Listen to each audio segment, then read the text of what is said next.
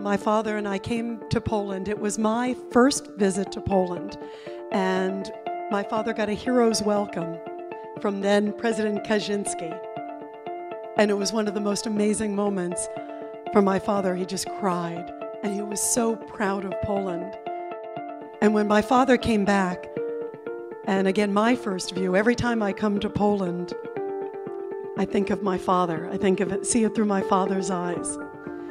And I thought last night my father would be so proud of this country, and so proud for me to be here, because to see a vibrant, and now Poland is one of the most successful countries in Europe, is one of the most strong countries in Europe, and I think has one of the most courageous histories, not just in Europe and in the world, because of the Warsaw Uprising and because of all these other things. My father would be so, so proud that I'm here today and able to share this story with all of you.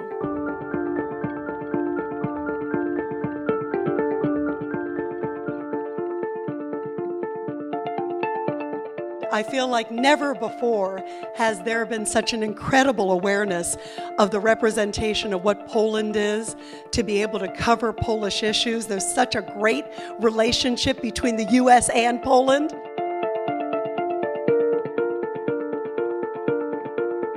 I think about why so many people in Poland, like my father, didn't talk about what they went through. First of all, they couldn't, because there were so severe penalties, as we saw at Mokotów prison, which we just visited, which I'm so glad is a museum, and it needs to be saved for history so this never happens again. But because the war continued, and because of the courage of those men who were on the death wall on March 1st, 1951, what they sacrificed for freedom and for Poland. But my father knew that he couldn't come back because he was a resistance fighter, and he didn't want to end up in prison. He didn't want his family to suffer, his friends to suffer, because they had a connection to him because he was listed in the camp as a freedom fighter, so he was a known fighter. And I think about now, here I am, to think about the incredible courage that the Polish people, that they are able to pick up after what they went through, after the horrible things that were done to them, that they're able to carry on is really remarkable and unbelievable. I don't know how many countries would be able to really overcome the incredible odds that Poland was faced with. It's nothing short of the determination of the Polish spirit that my father had and that I see in the Polish people today, and it's remarkable. And I want the world to know that.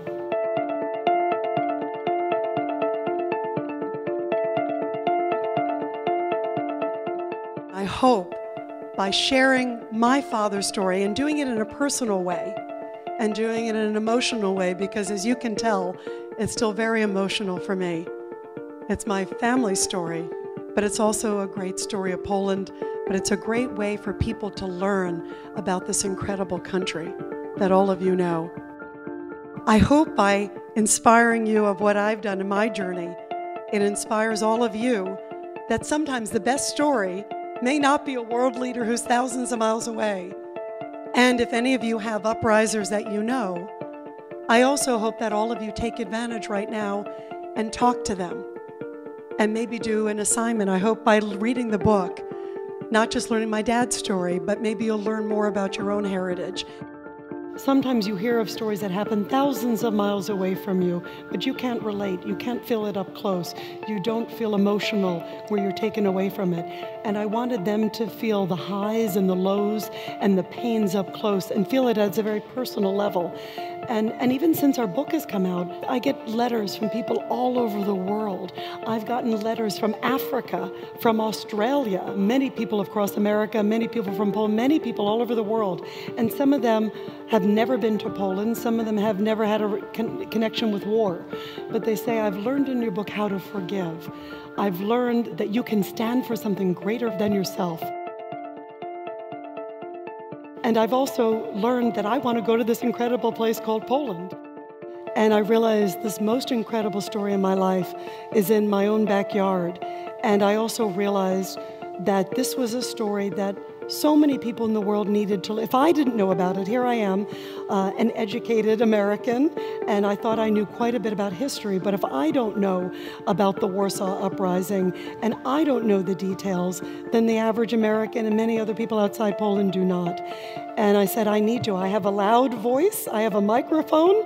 I'm in broadcasting. This is my career. And I said, Dad, guess what's on the bestseller list in America is this book about your life. And my father got it right away because I said, congrats, Dad. And he said, not congrats for me. He said, congrats for Poland. He was so happy that Poland was getting spotlighted in America and that Poland was on the bestseller list in America.